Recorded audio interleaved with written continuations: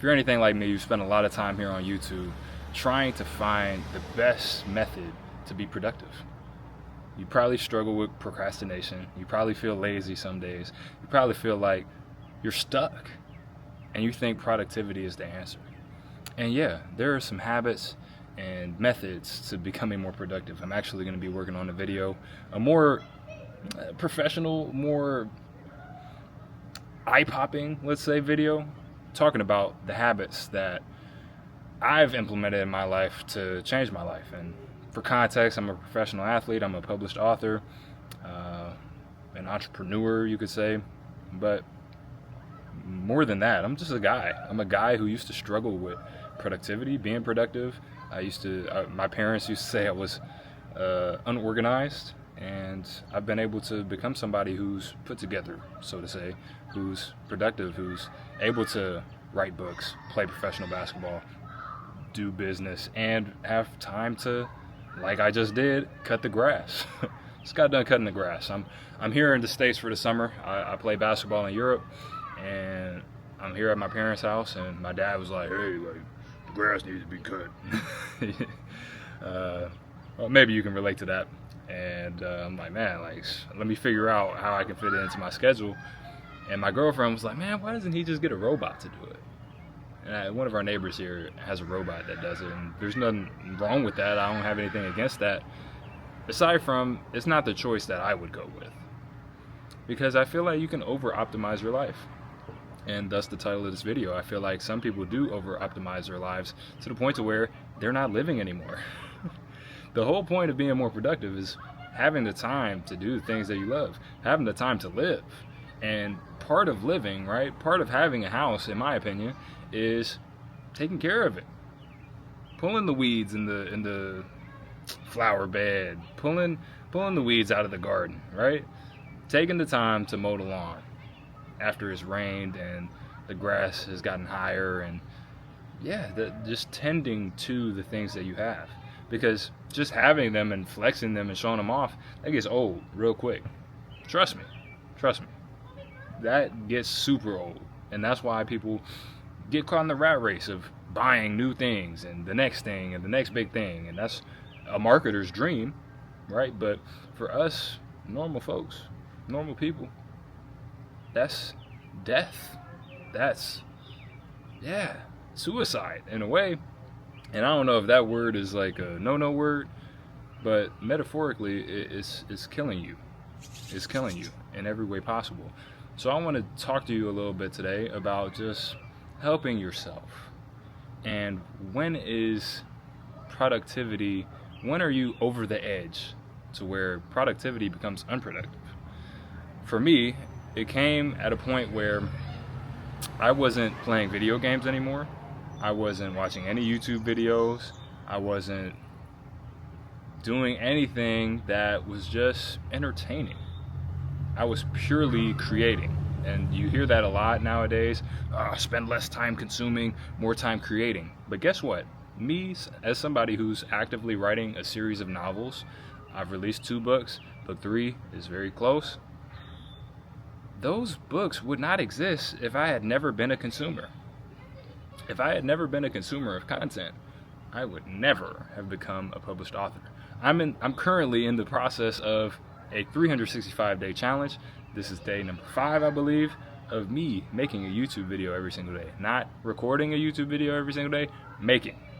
I recorded every single day for a while, documenting my life. That's one of the habits that you'll see in the more extensive edited video. So subscribe if you want to see that, and also if you want to see my daily videos. They won't be long, at least 10 minutes. I'm going to say no more than 30 minutes. I don't think I'll have the time to ramble on that much, but I will take the time every single day to just chop it up with you a little bit. And I think in the AI revolution, that is something that is important. Just having real people, real voices, talking and making mistakes and pausing.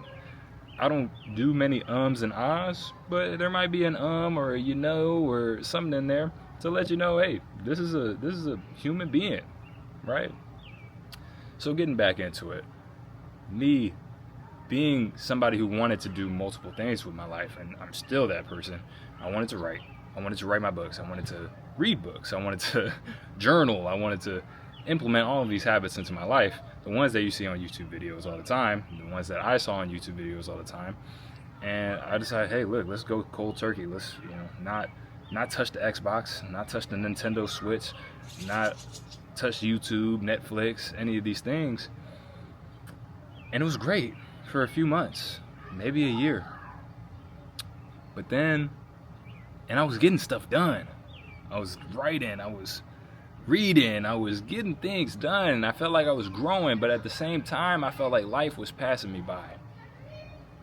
And I'm somebody, I don't drink, I don't smoke, I don't enjoy partying that much. I do enjoy socializing with people, and so I will go out to the party in Europe. In the US, you won't see me in a club in the US. I think the risk reward aspect of that it doesn't add up for me, but that's a whole separate topic. Me, I'm somebody who enjoys being around people, enjoys building things, enjoys enjoying. And I did learn to enjoy the process of writing, reading, growing, learning a lot more than I had in the past, and that's why I was able to stay consistent with these things. But there was a certain subtle burnout that was creeping in. And I realized it actually came from not doing some of the other things that I enjoy. Just sitting down and turning the video game on and playing for a little bit. So there's a technique called the Pomodoro technique, and something I used to write my first book was actually the Anime-doro technique, where you watch an episode of anime, which is about 20 minutes, and then you work for 45 minutes.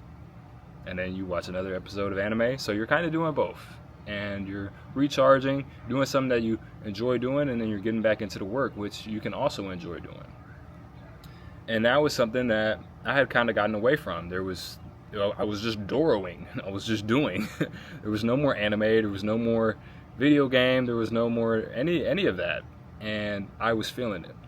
I felt an emptiness. And oddly enough, I felt pretty empty in some of my most successful moments.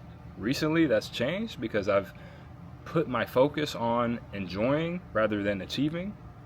And there's a subtle difference. Achieving for achieving's sake, or achieving for achievement's sake, that's going to lead you to feeling like I did when I scored my career high as a professional, and I was looking around afterward, because during the basketball game, it was incredible.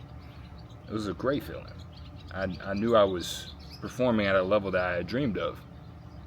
But when I got back home and I realized life kind of stays normal after you achieve something big, I was disappointed. And I felt like, man, is this it? I remember I can feel the couch cushion under my butt right now, and just being like, is this it? You went out there and you scored the points that you wanted to score, and you won the game, and you got congratulated, and you have highlights, but you still have to wait another week to play again. And if you live for the weekend, I remember, and for me, this was God speaking to me very clearly, saying, if you only live for the weekend, you're going to die young. And that's not living for the weekend in the sense of, oh, thank God it's Friday, we can go club, we can go party. But I always said my parties on the basketball court. And it was the same concept. I was just living for the weekends where the basketball game was happening, where I could display the work that I put in my entire life. But I forgot to enjoy the work. And more importantly, I forgot to enjoy after the work. And so for me, to give you something concrete to kind of take from this, to hold on to, there's something called the 80-20 rule. And I don't know if I follow this. I might be a 60-40 guy some days. I might be a 40-60, 20-80 guy. But I think in general, life is going to fluctuate, and it's going to balance out to 70-30, 80-20 of productive time where you're creating, right? You're leaving your mark on the world. You're doing something of substance where people can say, hey, that time that this person spent, that was well spent, and it's impacted my life. But those moments are not possible without you being influenced by the people around you. Because guess what? The same way that you're wanting to influence other people, you have to be influenced as well. You have to be inspired as well. That's the paradox. That's where people miss it. Because you're not going to have all the answers. God speaks in mysterious ways, but God is always speaking. Every day. In every way.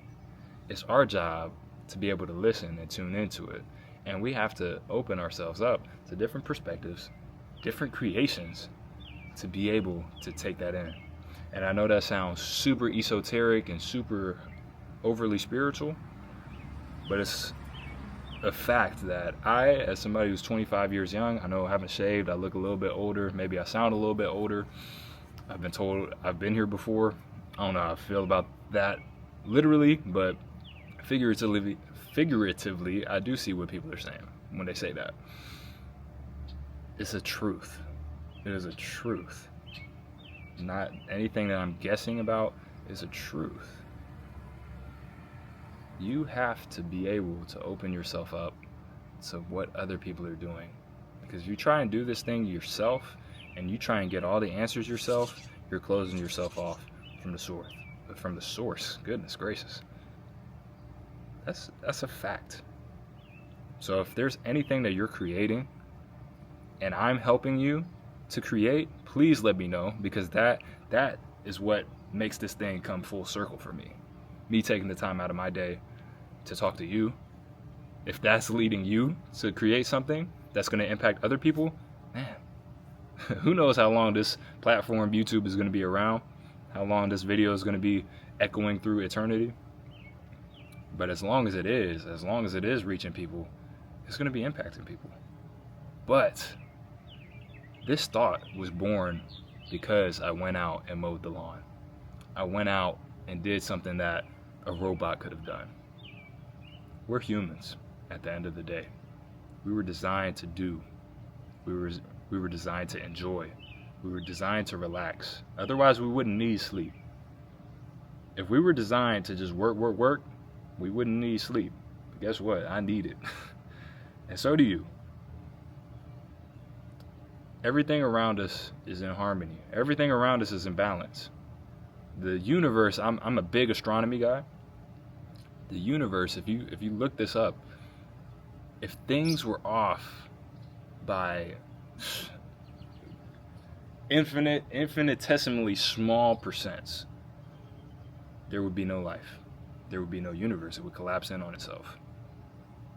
We live in a universe that is finely tuned for us to exist.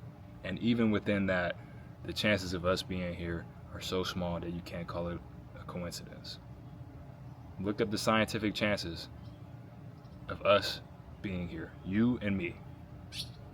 Then the odds of us having this conversation, even though you can't talk to me unless you're in the comments, even slimmer. Nothing's a coincidence. So take that, understand that, walk through life with a smile. And hey, if you spend a night playing video games, just remember, me as a professional basketball player, as a published author, as somebody who from the outside looking in is pretty productive, I make content every single day, all those different things. Some of my fondest memories are playing video games with my brother. Okay, so whatever it is that the world is telling you is unproductive and a waste of time, it's probably not. As long as you do it in moderation and understand what your core vision is and what you're supposed to be doing in this world. And if you're still looking for that, don't worry. We all are in some ways. I'd love for you to be a part of my journey to continue to discover that. And I'd love to be a part of your journey. So let me know what you're working on. Let me know what you think it is that you've been placed on this earth to do. And let's try and work on it together. That's all I got. Aside from the one thing, of course, the best is yet to come. And I'll see you tomorrow or on the next video.